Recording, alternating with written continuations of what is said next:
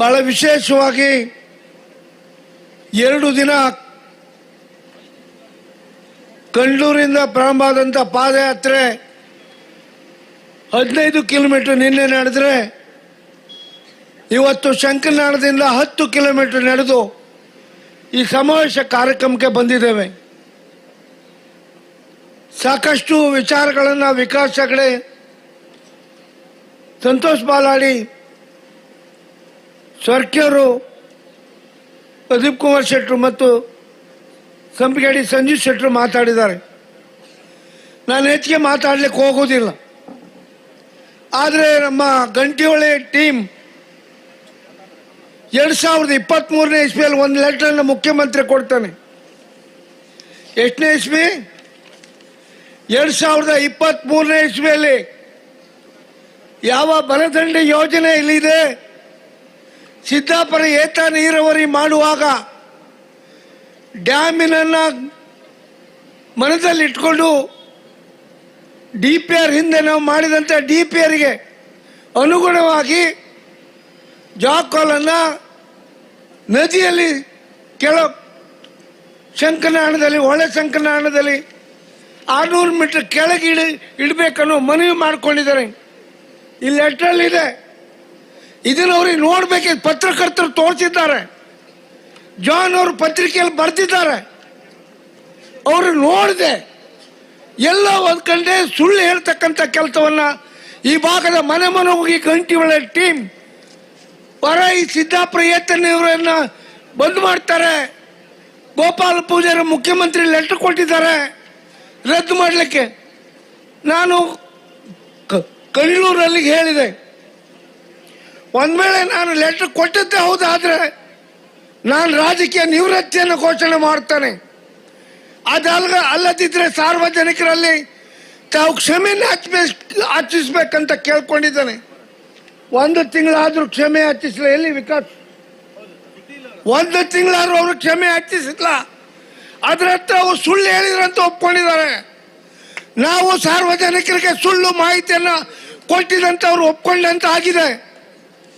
2ನೇದು ಹೇಳಿದ್ರು ಗಂಟಿಹೊಳೆಯವರು, ಏನಾದರೂ ರಾಘವೇಂದ್ರ MP ಅವರು ರಾಘವಣ್ಣ ಎಂತ ಹೇಳಿ ರಾಘವಣ್ಣ ತುಂಬಿ ವರ್ಕ್ ಕೆಲಸ ಅಂತಂದು ಕೊಡ್ತಾರೆ. ನಾನು ರಾಘವಣ್ಣ ಗಂಟಿಹೊಳೆಯವರ ಪ್ರಶ್ನೆ ಕೇಳ್ತೇನೆ, ನಿಮ್ಮ ಸರ್ಕಾರ ಎಷ್ಟು ಸರಿ ಬಂತು? 47 ವರ್ಷ ಆಯ್ತು ಹೊರ ಕೆಲಸ ಆಗಿ ಪ್ರಾರಂಭ ಆಗಿ. ನಿಮ್ಮ ಕಾಲದಲ್ಲಿ ಏನು ಕೆಲಸ ಮಾಡಿದ್ರಿ ಹೇಳಿ? ನಮ್ಮ ಸರ್ಕಾರ ಬಂದಾಗ ಎಲ್ಲ ಉದ್ಘಾಟನೆಗಳು ನಮ್ಮ ಸರ್ಕಾರ ಮಾಡಿದೆ. ನೀರು ಕೊಡಿಸುವಂತ ಕೆಲಸವನ್ನ ಸಿದ್ದರಾಮಯ್ಯ ಉಪಮುಖ್ಯಮಂತ್ರಿಗಳ ಮೂಲಕ ನೀರು ಕೊಡಿಸುವಂತ ಕೆಲಸ ಮಾಡದಿದ್ರೆ ಅದು ಕಾಂಗ್ರೆಸ್ ಸರ್ಕಾರ. ನೀವೆಂತ ಕಾಲ್ ಜಪ್ಪಿ ಎಂತದ ಕಾಲ್ ಮೆಟ್ಟಿ ಗಂಟ್ಲು ಒತ್ತಿ ನೀರು ಕೊಡಿಸೋದು. ಮಾನ್ಯ ಗಂಟಿಹೊಳೆ ಟೀಮಿಗೆ ಕೇಳ್ತಾ ಇದ್ದೇನೆ, ನೀವು ಭೂ ಸುಧಾರಣೆ ಕಾಯ್ದೆ ಬಂದು 49 ವರ್ಷ ಆಯ್ತು. ಎಷ್ಟು ವರ್ಷ? 49 ವರ್ಷ. ನೀವು ಅದೇ ಗುಂಗಲ್ಲಿದ್ರಿ. ಇವಾಗ ಕಾಲ ಬದಲಾಗಿದೆ. ಜಾಗ ತಕೊಂಡರೆಲ್ಲ ಮಾರಿ ಎಲ್ಲೆಲ್ಲ ಹೋಗಿದ್ದಾರೆ. ಇನ್ನೂ ನೀವು ಭೂ ಸುಧಾರಣೆ ಕಾಯ್ದೆ ಹಿಂದೆ ಆಗಿತ್ತು ಅದೇ ರೀತಿ ಎಣಿಸ್ಕೊಂಡಿರಂತ ಕಾಣುತ್ತೆ. ಆ ಕಾಲಕ್ಕೆ ಬಗ್ಗೋರು ಯಾರಿಲ್ಲ, ನಿಮಗೆ ಹೆದರ್ಕೊಳ್ಳೋರು ಯಾರಿಲ್ಲ, ನಿಮ್ಮ ರೌಡಿಸಮಿಗೆ ಯಾರು ಬೆದರಲ್ಲ. ಇಲ್ಲಿ ಜನ ರೈತರು ಸಾಯ್ತಾ ಇದ್ದಾರೆ ನೀರಿಲ್ಲದೆ. ನೀವು ರೈತರನ್ನ ಕಾಲ್ ಮುರಿತೀರಾ ಅಥವಾ ಗೋಪಾಲ್ ಪೂಜಾರ ಕಾಲ್ ಮುರಿತೀರಾ? ಯಾರು ಕಾಲ್ ಮುರಿತಾರೆ ಸಾರ್ವಜನಿಕ ಹೇಳ್ಬೇಕಲ್ಲ. ಎಲ್ಲ ಒಂದ್ ಕಡೆ ಧಮಕಿ ಕೊಡೋ ಕೆಲಸ ಮಾಡಿದ್ರೆ ಹೆದರ್ಕೊಳ್ಳೋ ಜನ ಯಾರಿಲ್ಲ ಇಲ್ಲಿ. ನಾವು ರೈತರ ಪರ, ನಮ್ಮ ಜೀವ ಇರುವವರೆಗೆ ರೈತರ ಪರವಾಗಿ ಹೋರಾಟ ಮಾಡ್ತಕ್ಕಂಥ ಕೆಲಸವನ್ನ ಕಾಂಗ್ರೆಸ್ ಪಕ್ಷ ಮಾಡ್ತೇವೆ. ನೀವು ನಮ್ಮನ್ನ ಹೊಡಿಬೇಕಂತ ತಂತ್ರಗಾರಿಕೆ ಮಾಡ್ತೀರಿ. ನಿಮ್ಮ ಹತ್ರ ಕಾಂಗ್ರೆಸ್ ಹೊಡಿಲಿಕ್ಕೆ ಆಗಲ್ಲ. ಕಾಂಗ್ರೆಸ್ ಇವತ್ತು ಬಲಿಷ್ಠವಾಗಿದೆ. ಈ ಪಾದಯಾತ್ರೆ ಮೂಲಕ ಕಾಂಗ್ರೆಸ್ ಒಗ್ಗಟ್ಟಾಗಿದೆ. ನಿಮಗೆ ತಕ್ಕ ಉತ್ತರವನ್ನ ಈ ಸಭೆ ಇವತ್ತು ಮಾಡಿದೆ. ನೀವು ಹೇಳಿದ್ರು ಗೋಪಾಲ್ ಪೂಜಾರಿ ಲೆಟ್ರ್ ಕೊಟ್ಟದ ಬಗ್ಗೆ ಹೇಳಿದ್ರಿ. ನಾನು ಇವತ್ತಿಗೆ ಬಾಲಾಡಿ ಹೇಳಿದ್ದಾರೆ ಸಾಕಷ್ಟು ವಿಚಾರಗಳನ್ನ. ಬಲದಂಡಿ ಯೋಜನೆ ಎಸ್ಟಿಮೇಟ್ ಮಾಡಿಸಿದ್ದು ಗೋಪಾಲ್ ಪೂಜಾರಿ ಅವರು, ಗಂಟಿಹೊಳಿ ಅವರ 597 ಕೋಟಿ ಎಸ್ಟಿಮೇಟ್ ಮಾಡಿ, ಗಂಟಿಹೊಳಿ ಟೀಮಿನ ಹತ್ರ ಕೇಳಲಿಲ್ಲ ನಾನು, ಒಳ್ಳೆ ಇಂಜಿನಿಯರ್ ಹೇಳಿ ಅಧಿಕಾರಿಗಳ ನೇಮಕಾತಿ ಮಾಡಿ ಎಸ್ಟಿಮೇಟ್ ಮಾಡಿ ಉಪಮುಖ್ಯಮಂತ್ರಿ ಕೈಗೆ ಫೈಲ್ ಕೊಟ್ಟಿದ್ದಾನೆ. ಇವತ್ತು ಆ ಇಲಾಖೆ ಇರುವ ಪ್ರಸನ್ನ ಫಿಶರೀಸ್ ಇಲಾಖೆ ಎಕ್ಸಿಕ್ಯೂಟಿವ್ ಇಂಜಿನಿಯರ್ ಕೆಲಸ ಮಾಡ್ತಾ ಇದ್ದಾರೆ. ಅನುಮಾನ ಇದ್ರೆ ಹೋಗಿ ಕೇಳಿ ಅವ್ರ ಹತ್ರ. ಮುಖ್ಯಮಂತ್ರಿ ಹೇಳಿದ್ದಾರೆ ಮುಂದಿನ ದಿನ ಆ ಬಲದಂಡಿ ಯೋಜನೆಯನ್ನ ಕೈಗೆತ್ತಿಕೊಂಡೇ ಕೊಡ್ತಾರೆ. ನೀವು ಹೋಗಿ ಜನರಿಗೆ ಹೇಳಿ, ಮುಖ್ಯಮಂತ್ರಿಗಳು ಬಲದಂಡಿ ಯೋಜನೆಯನ್ನು ಅನುಷ್ಠಾನ ಮಾಡಿಯೇ ಮಾಡ್ತೇವೆ ಭರವಸೆ ನಮ್ಗೆ ಕೊಟ್ಟಿದ್ದಾರೆ. ನಾವು ಆ ಮೂಲಕ ಈ ಭಾಗ ಜನಜಾಗೃತಿ ಮೂಡಿಸ್ತಕ್ಕಂಥ ಕೆಲಸಕ್ಕೆ ಈ ಭಾಗಕ್ಕೆ ಬಂದು ಹೇಳಿದನು. ನೀವು ಸಿದ್ಧ ಪ್ರಯತ್ನ ಇರುವವರು ಹೇಳಿ 23 ಕಿಲೋಮೀಟ್ರು ಪೈಪ್ಲೈನ್ ಮಾಡ್ತೀರಿ. ಗಂಟಿಹೊಳೆ ಟೀಮಿನವ್ರಿಗೆ ಒಂದು ಪ್ರಶ್ನೆ ಕೇಳ್ತಾನೆ, 23 ಕಿಲೋಮೀಟ್ರ್ ಪೈಪ್ಲೈನ್ ಮಾಡಿದ ಮೇಲೆ 191 ಕೋಟಿ, ಎಷ್ಟು ಹೇಳಿ, 191 ಕೋಟಿ ಹಣ ಬರೇ 24 ಬೂತಿನಲ್ಲಿ 7 ಬೂತಿಗೆ ಕೊಡ್ತಾರೆ. ಆಜ್ರಿಯಲ್ಲಿ 3 ಬೂತು, ಕರ್ಕುಂಜಲ್ 1 ಬೂತು, ಸಿದ್ದಾಪುರಕ್ಕೆ 2 ಬೂತು, 8 ಇಂಚ್ ಪೈಪಲ್ಲಿ ಹೊಸಂಗಡಿ 2 ಕೆರೆಗೆ 8 ಇಂಚಲ್ಲಿ ನೀರು ಅವರ ಹೊಸಂಗಡಿ ಕೆರೆ ತುಂಬುದೂ ಇಲ್ಲ, ಎಡಮಗಿಗಿಲ್ಲ, ಹೊಸಂಗಡಿಗೆ ನೀರಿಲ್ಲ, ರೈತರಿಗೆ ಕರ್ಮರಿಗಿಲ್ಲ, ಏಳ್ಬೇರಿಗಿಲ್ಲ, ಕೆಳಬಾಣಿಗಿಲ್ಲ, ಆ ಭಾಗಕ್ಕೆ ಒಬ್ರಿಗಿಲ್ಲ, ಇಲ್ಲ 5 ವಾರ್ಡಿಗೆ ನೀರಿಲ್ಲ, ಅಲ್ಲ 2 ವಾರ್ಡಿ ನೀರು, 5 ವಾರ್ಡಿ ನೀರು ಕೊಡೋದು ಬಿಟ್ರೆ ಮತ್ತೆ ಯಾರಿಗೆ 100 ಯಾವ DPR ಚೇಂಜ್ ಮಾಡಬೇಕಾದ್ರೆ ರಾಘವೇಂದ್ರ ಅವರೇ, MP ಅವರೇ, ರಾಜಣ್ಣ ಅವರೇ, ನಿಮ್ಮ MLA ಹೇಳ್ತಾ ಇದ್ದಾರೆ ರಾಶಿ ಕೆಲಸ ತಂದು ಕೊಡ್ತೇನೆ ಅಂದ್ರೆ, ನೀವು ಗುಂಡೂರು 1 ಡ್ಯಾಮ್ ಅದು ಸಹ ನಾನು ಎಸ್ಟಿಮೇಟ್ ಮಾಡಿ ಇಟ್ಟಿದ್ದೇನೆ. ಅದೇ ಗ್ಯಾಸ್ ಕಿಣಿ ಕರ್ಕೊಂಡು ದಿಲ್ಲಿಯಲ್ಲಿ ಹೋಗಿ ಕರ್ನಾಟಕ ಭವನದಲ್ಲಿ ಹೇಗೆ ನಿಮ್ಮ ತಂದೆ ಮುಖ್ಯಮಂತ್ರಿ ಇದ್ದಾರೆ, ಅಟ್ಲೀಸ್ಟ್ ಆ ಗುಂಡೂರು ಡ್ಯಾಮ್ ಅನ್ನು ಸ್ಯಾಂಕ್ಷನ್ ಮಾಡಿ ನಿಮಗೆ ಪುಣ್ಯ ಕಟ್ಕೊಳ್ಳಿ. ನಿಮ್ಮ ತಂದೆ KC ರಾಜೇಶ್ ಪತ್ರಕರ್ತರು ಇಲ್ಲಿ ಎದುರುಗಡೆ ಕೂತಿದ್ದಾರೆ, ಅವ್ರು ಎದೆ ಮುಟ್ಟಿ ಹೇಳಿ, ದೆಹಲಿಗೆ ಹೋಗಿ ನನ್ನನ್ನು ಬರೆದ್ರು, ಗೋಪಾಲ್ ಪೂಜಾರಿ BJPಗೆ ಸೇರ್ತಂತ ಪತ್ರಿಕೆ ಬರೆದು. ಅಂತ ನೀಚ ಕೆಲಸ ಯಾವತ್ತೂ ಕಾಂಗ್ರೆಸ್ ಪಕ್ಷಕ್ಕೆ ದ್ರೋಹ ಮಾಡುವಂಥ ಕೆಲಸ ನಾನು ಮಾಡಲ್ಲ. ಕಾಂಗ್ರೆಸ್ಸಿನ 4 ಬಾರಿ MLA ಆಗಿ ಋಣ ಇದೆ ನನಗೆ, ಸೋತಿದೆ 2 ಬಾರಿ, ಆದರೂ ನುಣುಚಿಕೊಳ್ಳುವ ಪರಿಸ್ಥಿತಿ ಮಾಡಲ್ಲ. ನನಗೀಗ ಯಾವುದೂ ಇಲ್ಲ ಅಂತ ಹೇಳಲಿಲ್ಲ, ಸೋಲ್ಲಿ ಗೆಲ್ಲಿ ಕಾಂಗ್ರೆಸ್ ಕಾರ್ಯಕರ್ತರ ಋಣ ಇದೆ ನನಗೆ. ನಾನು ಈಗ ನಿಮ್ಮ ಚುನಾವಣೆ ಇದೆ, ಜಿಲ್ಲಾ ಪಂಚಾಯತ್, ತಾಲೂಕ್ ಪಂಚಾಯತ್, ಗ್ರಾಮ ಪಂಚಾಯತ್ ಚುನಾವಣೆ ಇದೆ, ಹೇಡಿಯಾಗಿ ಪಲಾಯನ ಮಾಡೋದಿಲ್ಲ. ನಿಮ್ಮ ಚುನಾವಣೆಯಲ್ಲಿ ಗೋಪಾಲ್ ಪೂಜಾರಿ ಚುನಾವಣೆ ಯಾವ ರೀತಿ ಮಾಡಿದೆ ಅದೇ ರೀತಿ ನಿಮ್ಮ ಚುನಾವಣೆ ಮಾಡ್ತಾನೆ ಅಂತ ಹೇಳಿ ನಾನು ಮಾತಾಡ್ಲಿಕ್ಕೆ ಹೆಚ್ಚು ಹೋಗುವುದಿಲ್ಲ. ನಿಮ್ಮ ನೀರು ಬಿಟ್ಟಂತ ಭಾಗಕ್ಕೆ ನೀರು ಕೊಡಿಸುವ ಕೆಲಸವನ್ನು ನಮ್ಮ ಉಪಮುಖ್ಯಮಂತ್ರಿ ಬಗ್ಗೆ ನಂಬಿಕೆ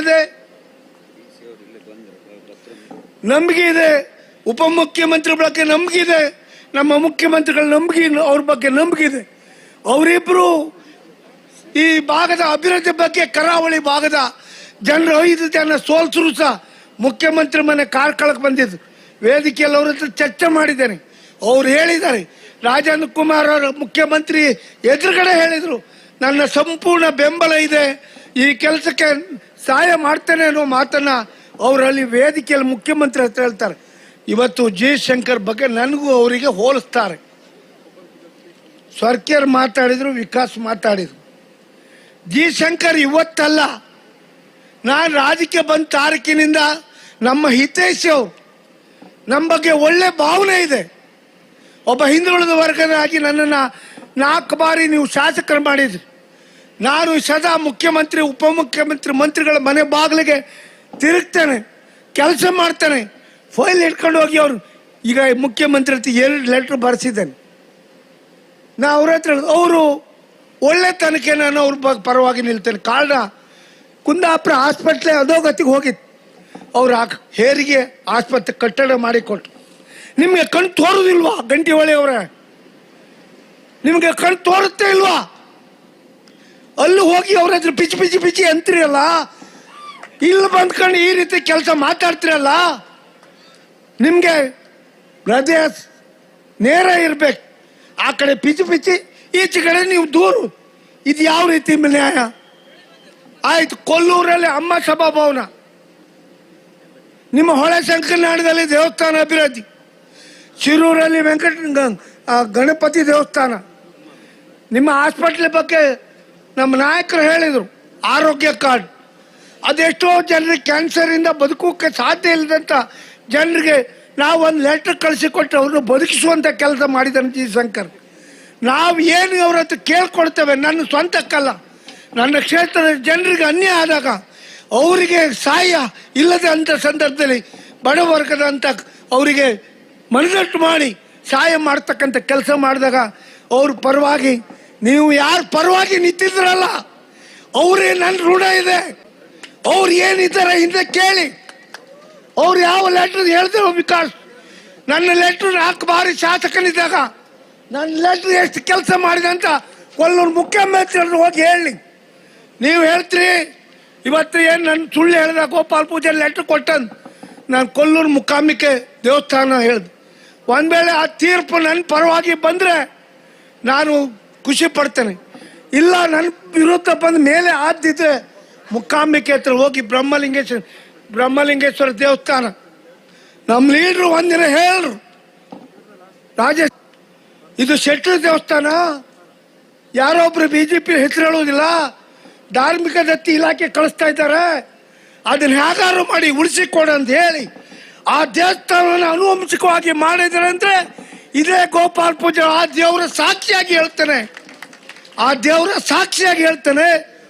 ಆ ಒಂದ್ ವೇಳೆ ನಾ ಕೊಟ್ಟ ಲೆಟ್ರ್ ತಪ್ಪಾದ್ರೆ ಆ ಬ್ರಹ್ಮಲಿಂಗೇಶ್ವರ ಹೋಗಿ ಪೂಜೆ ಕೊಟ್ಟು ತಪ್ಪಾಯ್ತು, ನಾ ಕೊಟ್ಟ ಲೆಟ್ರ್ ನನಗೆ ಅನುಭವದ ಕೊರತೆ ಇದೆ ಅಂತ ದೇವ್ರ ಹತ್ರ ಪ್ರಾರ್ಥನೆ ಮಾಡಿ ತಪ್ಪಾಯ್ತು ಅಂತ ಹೇಳ್ತಾನೆ. ಒಂದ್ ವೇಳೆ ನಾ ಕೊಟ್ಟ ಲೆಟ್ರ್ ಸರಿ ಇದ್ರೆ ನನ್ನ ಪರವಾಗಿ ತೀರ್ಪು ಬಂದ್ರೆ ನೀವು ಏನ್ ಮಾಡ್ತೀರಿ ಹೇಳಿ, ಸಾರ್ವಜನಿಕ ಹೇಳ್ಬೇಕಲ್ವಾ? ನಮ್ಮನ್ನ ಇಷ್ಟು ತೇಜೋವಧೆ ಮಾಡಿದ್ರಲ್ಲ ಗಂಟಿಹೊಳಿ ಅವರೇ, ನಮ್ಮ ಬಗ್ಗೆ ಎತ್ತಿ ಕಟ್ಟಿ ರಾಜಕೀಯ ಮುಗಿಸ್ಲಿಕ್ಕೆ ಹೊರಟಿದ್ರಲ್ಲ, ಈ ತಂತ್ರಗಾರಿಕೆ ನಿಮ್ ನಡುವುದಿಲ್ಲ. ದೇವ್ರೊಬ್ಬ ಇದ್ದಾನೆ, ಇದು ಕಲಿಯುಗ. ನೀವೇನು ಒಟ್ಟಿಗಿದ್ದರಿಗೆ ಮೆಟ್ಟು ಅಂತ ರಾಜಕಾರಣ ಮಾಡ್ತಿರಲ್ಲ, ಇದಕ್ಕೆ ದೇವರು ತಕ್ಕ ಶಿಕ್ಷೆ ಕೊಡ್ತಾನೆ. ನೀವು ಅನುಭವಿಸ್ತೀರಿ ಅನ್ನೋ ಮಾತನ್ನು ಹೇಳಿ ನನಗೆ ಇಲ್ಲಿ ಬಂದು ಮಾತಾಡ್ಲಿಕ್ಕೆ ಅವಕಾಶ ಕೊಟ್ಟ ಎಲ್ಲರಿಗೆ ಕೃತಜ್ಞತೆ ಹೇಳಿ ಜಿಲ್ಲಾಧಿಕಾರಿಗಳು ಬರ್ತಾ ಇದ್ದಾರೆ. ನಮ್ಮ ಹೋರಾಟ, ರೈತರ ಹೋರಾಟಕ್ಕೆ ನಮ್ಮ ಜಿಲ್ಲಾಧಿಕಾರಿ ಅವರು ಇಲ್ಲೇ ಬಂದು ಲೆಟರ್ ತಗೊಳ್ತಾರೆ, ಅಲ್ಲಿಗೆ ಬರೋದು ಬೇಡ ಅಂತ ಹೇಳಿದ್ದಾರೆ. ಅವ್ರೀಗ ಬರ್ತಾ ಇದ್ದಾರೆ. ಅವರಿಗೆ ನಾವು ಲೆಟ್ರ್ ಕೊಟ್ಟು ನಾವು ಸರ್ಕಾರಕ್ಕೆ ಗಮನವನ್ನು ಸೆಳೀಲಿಕ್ಕೆ ನಮ್ಮ ಲೆಟ್ರ್ ಮೂಲಕ ಅವ್ರು ಸರ್ಕಾರಕ್ಕೆ ಕಳಿಸಿಕೊಟ್ರೆ ಅವ್ರಿಗೆ ಲೆಟ್ರ್ ಕೊಡೋದ್ರ ಮೂಲಕ ನಾನು ನಿಮ್ಗೆಲ್ಲ ನ್ಯಾಯ ಕೊಡಿಸುವಂಥ ಕೆಲಸ ಮಾಡಬೇಕು. ಒಂದು ಸುಮ್ಮನೆ ಇವತ್ತು ತಾವು ಇವತ್ತು ನೆನ್ಪಿಟ್ಕೊಳ್ಳಿ,